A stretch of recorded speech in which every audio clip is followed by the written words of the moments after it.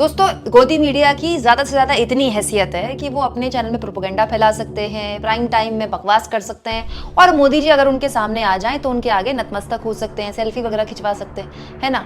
लेकिन मुझे लगता है सुशांत सिन्हा अपने आप को कुछ ज़्यादा ही बड़ा एंकर टाइप या संपादक टाइप समझने लगे हैं। उनको अंदाजा भी है कि वो क्या कर रहे हैं अपने यूट्यूब चैनल में।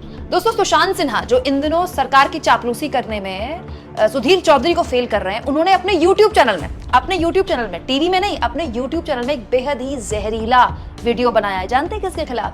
Chief justice of India DY Chandrachud के खिलाफ। भाई, माना चंद्रचूड़ साहब ने इस सरकार की नींद हराम कर रखी है, इस सरकार को परेशान करके रखा हुआ है, बैक टू बैक ऐसे फैसले कि सरकार के समझ नहीं आ रहा है कि इधर जाएं कि उधर जाएं। लेकिन इस एंकर की इतनी हिम्मत कि ये चीफ जस्टिस ऑफ इंडिया के खिलाफ जहर उगल रहा है। दोस्तों, सुशांत सिन्हा ने अपने यूट्यूब चैनल में लाइव किया है, बाकायदा ये बताते हुए कि अजीत अंजुम या अभिसार शर्मा या रवीश कुमार जैसे जो एंकर हैं, इनका कैसे एक पूरा का पूरा इकोसिस्टम चल रहा है इलेक्टोरल बॉन्ड को लेकर। और इसको लेकर उन्होंने, सुशांत सिन्हा ने, जानते हैं किसको सुनाया है? चीफ जस्टिस ऑफ इंडिया को। सुशांत सिन्हा का ये कहना है कि CGI से एक कार्यक्रम में सवाल पूछा गया कि क्यों ना जजेस की जो नियुक्ति होती है, सुप्रीम कोर्ट जिस तरह से अपने जजेस की नियुक्ति करता है, इसको लेकर क्यों नहीं खुलकर बात होती है, इसमें क्यों सीक्रेसी रखी जाती है। तो सुप्रीम कोर्ट ने कहा कि नहीं, ये सीक्रेसी रखने की बात है, ये गोपनीय ही रखा जाना चाहिए। ये बात सुशांत सिन्हा को बहुत बुरी लगी। कहते हैं सुशांत सिन्हा कि अपनी बारी में अपने जज नियुक्त करने होते हैं तो इनको सीक्रेसी और गोपनीयता रखनी होती है। ऐसे तो कोई बिजनेसमैन भी गोपनीयता रखना चाहता होगा। भाई, कोई बिजनेसमैन क्यों बताना चाहेगा कि फलानी पार्टी को उसने चंदा दिया है। तो अगर वहां इलेक्टोरल बॉन्ड में गोपनीयता रखने की बात है तो वहां पर इनको बड़ी दिक्कत है। एक काम करते हैं सुशांत सिन्हा जी, आपके बिग बॉस से आप पूछ लीजिए, जैसे कि मुख्य चुनाव आयुक्त की नियुक्ति भी सरकार की पूरी दखलंदाजी के साथ हो रही है, चीफ जस्टिस ऑफ इंडिया की नियुक्ति भी सरकार ही कर ले, है ना। आपका बस चले तो आप लोग यही चाहें ना। भाई, आपको जो करना है करें, लेकिन जरा होश में रहकर करें, क्योंकि जिसकी आप आलोचना कर रहे हैं ना, अगर कंटेम्प्ट ऑफ कोर्ट लग गया तो पता नहीं आपका क्या हश्र होगा। दोस्तों, चीफ जस्टिस ऑफ इंडिया को लेकर ये जो सुशांत सिन्हा का गुस्सा फूटा है, मैं जानना चाहती हूं कि इतना जो जहर भरा है चंद्रचूड़ को लेकर, chief justice of India DY Chandrachud को लेकर, ये जहर हिम्मत है तो अपने चैनल में बोल दे। मैं जानना चाहती हूँ दोस्तों, सुशांत सिन्हा के अंदर हिम्मत है कि वो जिस चैनल में एंकरिंग करते हैं उस चैनल में बैठकर बोल दें, CGI को लेकर टिप्पणी कर दें, यूट्यूब के चैनल में बैठकर टिप्पणी कर रहे हैं, सैटेलाइट चैनल में बैठकर कर दें, चैनल का लाइसेंस खतरे में आ जाएगा। लेकिन नहीं। बताइए, सुशांत सिन्हा बता रहे हैं कि यूट्यूब के पत्रकारों का कैसे इकोसिस्टम चल रहा है। सुशांत सिन्हा बता रहे हैं कि इलेक्टोरल बॉन्ड पर यूट्यूब के पत्रकारों ने कैसा तमाशा बना के रखा है। भाई, तमाशा तो इस लिस्ट ने बना के रखा है। दोस्तों, ये लिस्ट देख लीजिए आप। इलेक्टोरल बॉन्ड के मामले में ये लिस्ट पर्दाफाश करती है कि चंदे के नाम पे कैसे धंधा बांटा गया या फिर चंदे के नाम का कैसा धंधा चल रहा था। इस लिस्ट में बकायदा बताया गया है दोस्तों कि कैसे ED, CBI या दूसरी एजेंसियों का शिकंजा कंपनियों पर कसा, किन किन कंपनियों पर कसा, और कैसे उन कंपनियों ने तुरंत इलेक्टोरल बॉन्ड खरीद लिए। मतलब इधर नोटिस आया CBI और ED का और उधर इलेक्टोरल बॉन्ड खरीदिया, और एक दो कंपनियों के साथ नहीं है, ये भतेरी कंपनियों के साथ है। दोस्तों, अब आपके समझ में आया कुछ दिन पहले मोदी जी ने CGI को लेकर इस तरह की बात क्यों बोली थी? कि हर किसी के पास कुछ न कुछ देने को होता है, मेरे पास कुछ नहीं है, मैं सिर्फ भावना व्यक्त कर सकता हूं। प्रमोद जी, अच्छा हुआ कुछ दिया नहीं, वरना जमाना ऐसा बदल गया है कि अगर आज के युग में सुदामा श्री कृष्ण को एक पोटली में चावल देते, वीडियो निकल आती, सुप्रीम कोर्ट में PIL हो जाती और जजमेंट आता कि भगवान कृष्ण को भ्रष्टाचार में कुछ दिया गया और भगवान कृष्ण भ्रष्टाचार कर रहे थे। दोस्तों, चीफ जस्टिस ऑफ इंडिया इन एंकरों के, इनके आकाओं के आंख का काटा है। क्यों? आपको बताने की जरूरत नहीं है। इलेक्टोरल बॉन्ड जो माना जा रहा है, जानकार ये मानते हैं कि इतिहास का सबसे बड़ा घोटाला है आज तक, जब से इलेक्टोरल बॉन्ड का मामला सामने आया है। आप देख लीजिए दोस्तों, किस न्यूज चैनल ने इसमें डिटेल कवरेज की। माना कि ये मामला बहुत टेक्निकल है, आप, मैं, हो सकता है इसको समझ रहे हो, लेकिन एक आम जो हमारे गांव देहात का भोला भाला आदमी है, वो इतना टेक्निकली मामले को नहीं समझ सकता है। लेकिन आप मुझे बताइए, 2014 से पहले कोई नॉर्मल आदमी से कहा जाए कि 2G स्पेक्ट्रम में घोटाला हो गया तो क्या समझ सकता था कोई तब भी लोगों में इतनी जानकारी टेक्निकली नहीं थी, लेकिन न्यूज चैनल्स ने बताई।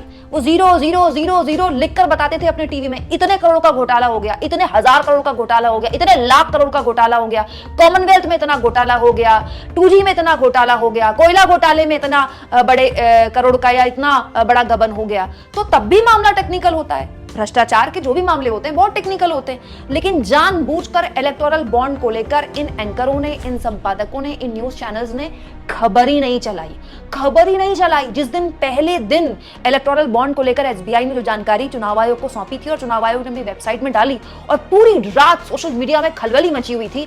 आप सोचिए दोस्तों, सारे न्यूज चैनल्स में उस दिन ओपिनियन पोल चल रहे थे। कोई बता रहा था 300 पार मोदी जी, 400 पार। मतलब आप सोचिए, सारी की सारी खबरें इलेक्टोरल बॉन्ड को लेकर ये सब के सब छुपा गए। ये सुशांत सिन्हा ही थे जो अपने चैनल में बता रहे थे कि इलेक्टोरल बॉन्ड से सबसे ज्यादा फायदा जो हुआ है वो कांग्रेस पार्टी या विपक्ष की पार्टियों को हुआ है। बताओ, जबकि ये प्रमाणिक है कि इलेक्टोरल बॉन्ड सबसे ज्यादा दुनिया की सबसे बड़ी पार्टी, मोदी जी की पार्टी, बीजेपी को मिले। खुद मैंने आपको इस खबर के जरिए बताया दोस्तों, सीरम इंस्टीट्यूट ऑफ इंडिया जिसने कोविशील्ड नाम की वैक्सीन बनाई और खूब पैसा कमाया, वो सीरम इंस्टीट्यूट ऑफ इंडिया भी इलेक्टोरल बॉन्ड खरीद चुका था और सीरम इंस्टीट्यूट ऑफ इंडिया के इलेक्टोरल बॉन्ड बीजेपी को भी गए थे। डीएलएफ जैसी कंपनी जिस पर भ्रष्टाचार के, रॉबर्ट वाड्रा के साथ भ्रष्टाचार के आरोप लगे, वो रॉबर्ट वाड्रा जिसको मोदी जी 2014 से पहले पानी पी कर गरियाते थे, वो डीएलएफ भी इलेक्टोरल बॉन्ड खरीद चुका है और वो कंपनी के इलेक्टोरल बॉन्ड बीजेपी को भी गए हैं। लॉटरी किंग जैसे ऐसे लोग जिन पर सीबीआई ईडी का शिकंजा है, सोचिए, ऐसे लोग न केवल बीजेपी के इलेक्टोरल बॉन्ड खरीदते हैं, बल्कि ऐसे लोगों के बेटे बीजेपी में शामिल होते हैं और ऐसे लोगों के बेटों के साथ वित्त मंत्री निर्मला सीतारमण मीटिंग करते हैं।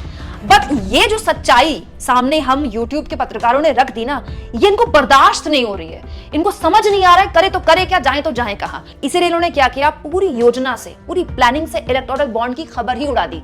अब इलेक्टोरल बॉन्ड को लेकर कोई भी जानकारी आती, चैनल्स में एक ब्रेकिंग चलती है, खत्म, एक ब्रेकिंग चलती है, खत्म। अब कैसे कोई समझेगा? आप उसको वैसे ही समझाइए ना जैसे आपने 2G का मामला समझाया था।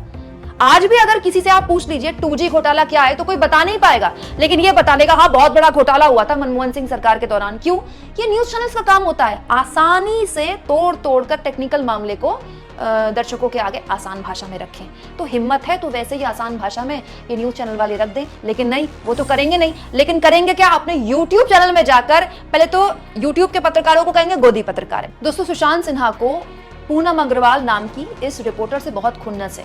पूनम अग्रवाल ने इलेक्टोरल बॉन्ड पर ऐसी रिपोर्टिंग की है कि जितने रिपोर्टर्स हैं ना, जितने चैनल में रिपोर्टर्स घूम रहे हैं, बहुत वरिष्ठ रिपोर्टर्स भी हैं, बहुत अच्छे रिपोर्टर्स भी हैं, मिलकर भी ऐसी रिपोर्टिंग नहीं कर सकते। पूनम अग्रवाल आज से नहीं, करीब 1-1.5 साल से इस पूरे मामले में लगातार पर्दाफाश कर रही हैं, लगातार रिपोर्टिंग कर रही हैं।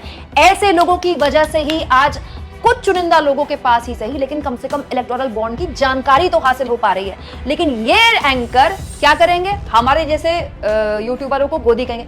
भाई, दुनिया जानती है कौन गोदी है, वो तो दुनिया जानती है, आपके बोलने से थोड़ी पता है। किसी यूट्यूबर को देखा है कोई जनता गोदी रिपोर्टर या गोदी मीडिया करके भगा रही है? किसको भगा दी है? सब जानते हैं। कोई बात नहीं, हमको आप गाली बको, क्यों? क्योंकि हमारी पत्रकारिता आपको सूट नहीं करती, आपके बिग बॉस को सूट नहीं करती, बात समझ में आ गई। पर आपकी इतनी हिम्मत नहीं होनी चाहिए कि आप चीफ जस्टिस ऑफ इंडिया की आलोचना करें इस मामले पर कि सीजीआई या फिर सुप्रीम कोर्ट के जजेस जिस तरह से चुने जाते हैं उसमें गोपनीयता क्यों बरती जाती है। दोस्तों, ये जो सीजीआई या फिर सुप्रीम कोर्ट के जजेस की नियुक्ति के कोलेजियम को लेकर मामला है ना, इस सरकार को इससे भी दिक्कत है।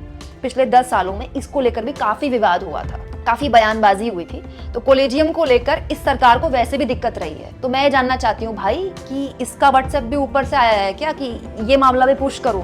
अगर ऊपर से आया है तो हर आदेश ऊपर का नहीं मानते, क्योंकि यहाँ मामला उल्टा पड़ सकता है। Chief justice of India DY Chandrachud तो अच्छे खासों को नहीं बख्शते, या फिर कहीं ऐसा तो नहीं है सुशांत सिन्हा अपनी दुखती रग को अब तक भूल नहीं पाए हैं। दोस्तों, आपको याद है कुछ दिन पहले मैंने आपको ये वीडियो दिखाया था, चंडीगढ़ मेयर इलेक्शन में अनिल मसीह नाम का रिटर्निंग ऑफिसर जिसने खुलेआम कैमरे की मौजूदगी में विपक्ष के वोटों को खराब किया था, उसकी वो वीडियो सुप्रीम कोर्ट पहुंच गई थी। और उससे पहले ही इसी आदमी ने, ये सुशांत सिन्हा ने कह दिया था, अरे वीडियो देखकर तो ऐसा लग ही नहीं रहा है कि अनिल मसीह कुछ गलत कर रहे हैं, ये तो सारे वोट्स में जितने भी विपक्ष के वोट हैं या पक्ष के वोट हैं सब में साइन कर रहे हैं, तो मुझे तो ऐसा नहीं लगता कि अनिल मसीह कोई वोट खराब कर रहे हैं। वही अनिल मसीह अच्छी खासी इनको लताड़ लगी थी उसके बाद सुप्रीम कोर्ट से।